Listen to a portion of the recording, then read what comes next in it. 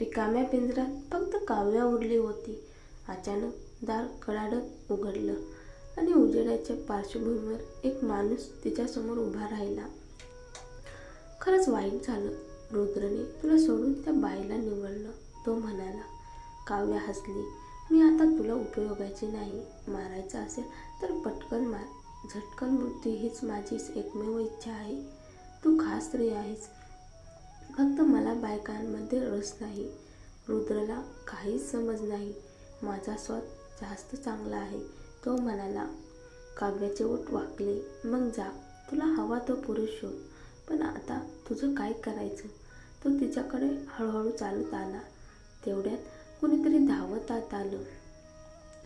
Sir, वाईट झालं. कोणतरी आपल्या नेटवर्कमध्ये शिरलंय. सगळं बंद पडले, तो घाबरलेला म्हणाला. तो माणूस दचकला आणि त्या व्यक्तीकडे वळला. कोणीतरी तुला वाचवायला आलंय असं दिसतं. बरं, मी तुला पटकन मारतो. पुढच्या जन्मी रुद्रची बायको होऊ नकोस. त्याने बंदूक काव्याच्या कपाळावर रोखली. तेवढ्यात कुणीतरी खिडकी फोडून आत शिरला. तो माणूस घाबरून मागे सरला. काव्याने लगेच त्याच्या हातातून बंदूक हिसकावली. शे, तो शिवी देत लगेच मागे वळून पळाला.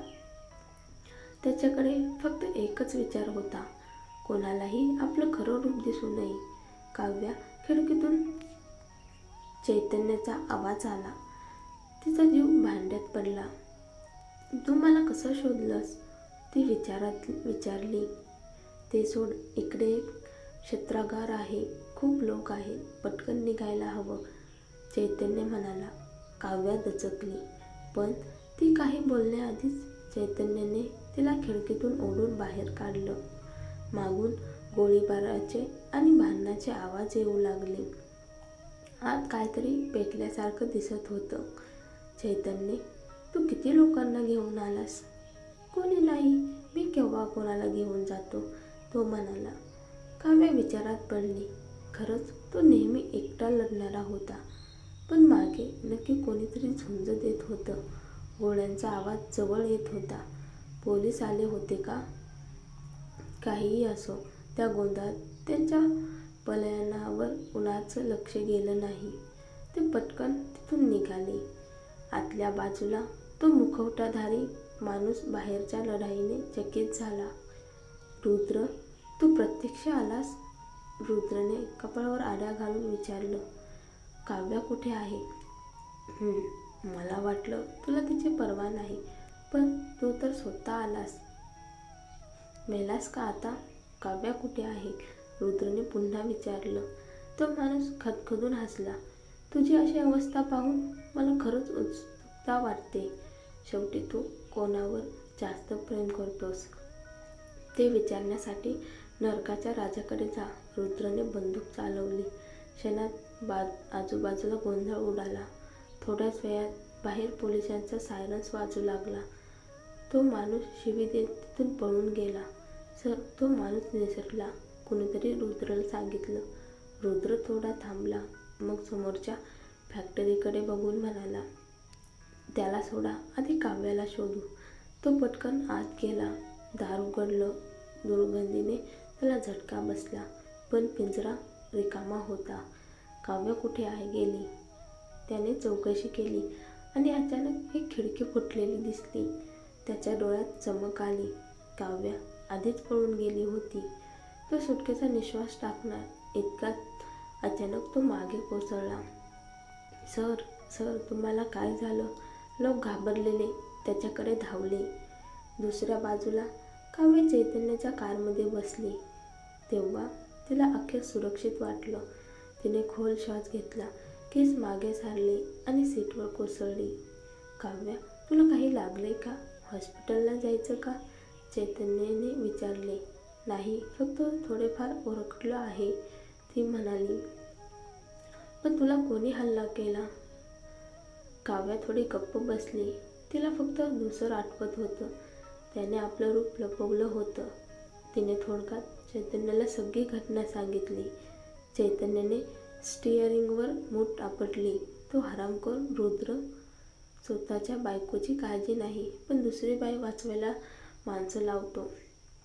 आपलं लग्न संपलंय खूप आधी. मी त्यांच्यासाठी अडथळा आहे. त्याने मला सोडणं स्वाभाविक आहे, काव्या म्हणाली. चैतन्याने तिच्याकडे ममतेने पाहिलं.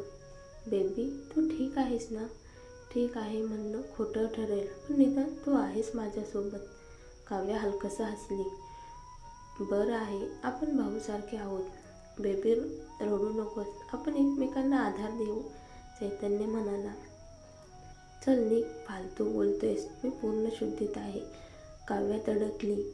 कार हाय सिटीच्या दिशेने निघाली. पण काव्याला अचानक वाटलं ती काहीच समोर जावंसं वाटत नाही. गाडी थांबवशील का? मला थोडा वेळ तलावाकाठी बसायचे. चैतन्याने तिच्या मनाची जाण घेतली.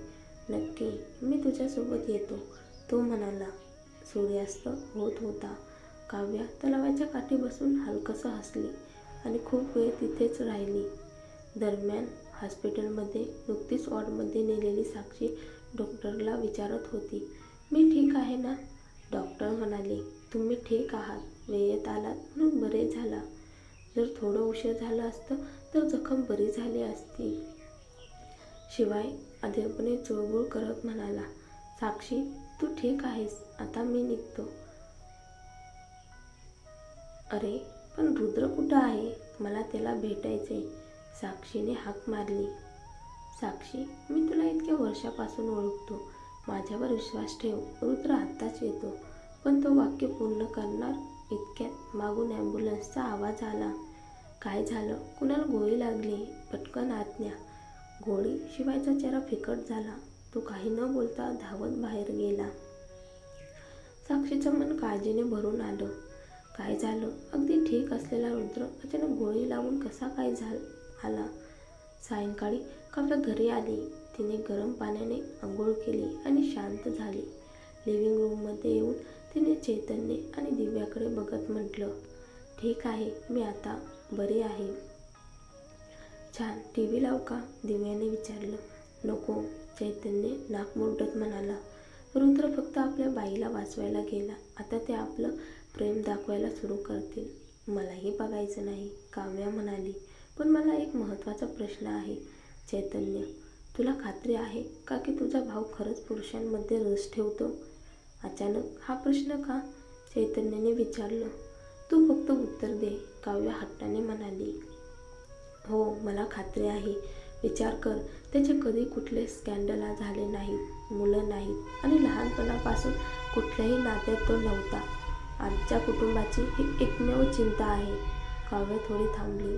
आज मला एक संशय आला, पण मी अजून सांगितला नाही. मला वाटतं आज ज्याने आपल्याला पकडलं तो कदाचित मनोज असू शकतो. काय? चैतन्य दचकल्यासारखा म्हणाला. हो, हा माहीत नाही, पण त्याचा चेहरा तुझ्या भावासारखाच वाटला. मी पहिल्यांदा त्याला पाहिलं तेव्हा कुठेतरी आधी पाहिल्यासारखं जाणवलं, पण आठवत नव्हतं. मग तो अचानक म्हणाला, त्याला पुरुष आवडतात. तेव्हा मला वाटलं हा तर तुझ्या भावासारखाच आहे. चैतन्याच्या कपाळावर आऱ्या पडल्या. पण त्याने तुला पकडलं कशासाठी? माझ्यामुळे? आणि एवढी शस्त्र त्याच्याकडे आली कुठून? तुझ्यामुळे नाही, त्याने हे सगळं रुद्रसाठी केलं. म्हणूनच मला विचारायचं होतं, त्याचं आणि रुद्रचं नक्की काय प्रॉब्लेम आहे? मी खरंच कधी ऐकलं नाही, चैतन्य म्हणाला. पण महत्त्वाचं म्हणजे एवढं मोठं शस्त्रागार त्याच्याकडे आलं कुठून? कदाचित त्याला स्वतःचं गुप्त साम्राज्य उभं करायचं असेल. लोकांना स्वतःचे प्लॅन असतातच, काव्या म्हणाली. हा छोटा प्लॅन नाही, खूप मोठं प्रकरण आहे. नाही, मला लगेचच चौकशी करावी लागेल. तू इकडे थांब. चैतन्य आत निघून गेला. दरम्यान हॉस्पिटलमध्ये साक्षीला आत्ताच कळलं होतं की रुद्रला गोळी लागली आहे. ती धावतच ऑपरेशन थिएटरच्या बाहेर पोहोचली. काय झालं शिवाय? मला आत जाऊ दे, मला त्याला भेटायचं आहे, ती ओरडली. शिवायने लगेच तिला अडवलं.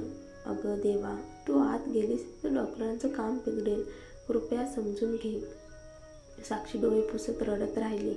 तेव्हाच कोणीतरी लटपटत चालत आलं. आजीच्या आधाराने ती म्हणजे गायवळ घराण्याची ज्येष्ठ आजी होती. काय झालं? रुद्रला खरंच गोळी लागली आहे? तिने विचारलं. शिवायने आजीकडे बघून निश्वास टाकला. आजी, तुम्ही इकडे कशाला आलात? काळजी करू नका, डॉक्टर पूर्ण न करता येत. गोळी पोटात लागली होती, ती काढून टाकली आहे. आता शेवटची शस्त्रक्रिया चालू आहे. आजीचा चेहरा फिकट पडला. हे कसं झालं? सांगायचं झालं तर मोठी गोष्ट आहे, शिवाय म्हणाला. मागून साक्षी रडत म्हणाली, हे सगळं माझ्यामुळे झालं. मला वाचवताना तो जखमी झाला. आजीने तिच्याकडे पाहिलं. तुझ्यामुळे? नक्की काय झालं सांग?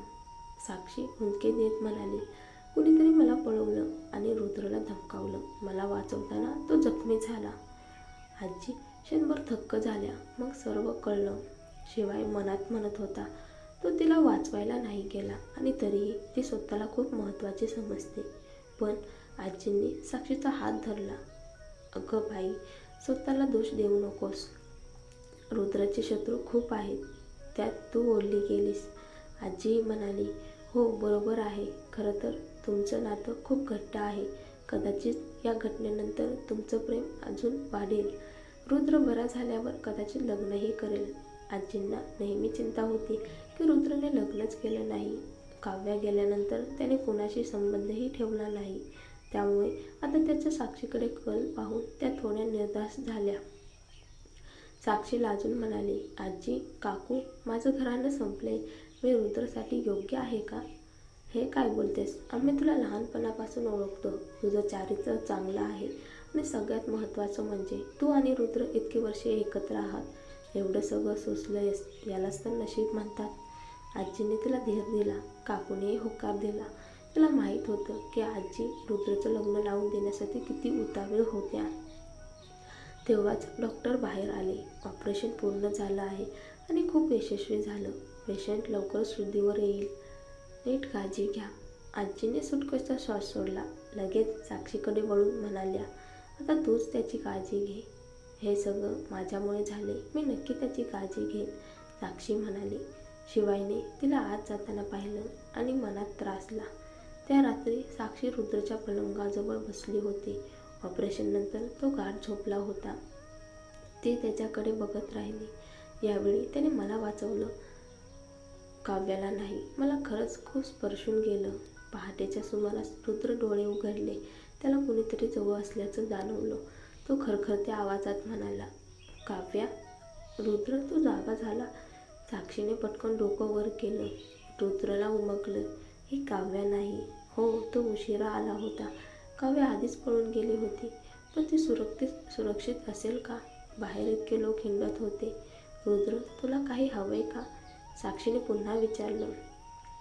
रुद्र शांतपणे डोकं हलवून म्हणाला, साक्षी, तू अजून बरी नाहीस. इकडे थांबू नकोस. जा, विश्रांती घे. मी ठीक आहे. पण हे सगळं माझ्यामुळे झाले. मला वाचवताना तू जखमी झाला. मला खूप अपराधी वाटतं. पुढे असं वेडं काही करू नकोस. रुद्र तिच्या डोळ्यातून वाहणारे अश्रू बघत राहिला, पण उत्तर दिलं, नाही, मी खरंच बरी आहे. तू इकडे असलीस तर मला नीट झोप येणार नाही. कृपया जा, विश्रांती घे. साक्षीच्या डोळ्यात कृतज्ञतेचे भाव आले. ठीक आहे, मी बाजूच्या रूममध्ये जाते. तिथे शांतता आहे. तू नीट काळजी घे. रुद्रने निशब्द होकार दिला. दुसऱ्या दिवशी साक्षी बाहेर गेली असताना शिवाय आत आला. तू काव्याची खबर घेऊन येशील का? रुद्रने विचारलं. तू तिला वाचवायला गेला होतास. मग तुला कळलं नसेल का? मी पोचायच्या आत ती निघून गेली होती. मला काळजी आहे. ती सुरक्षित आहे का?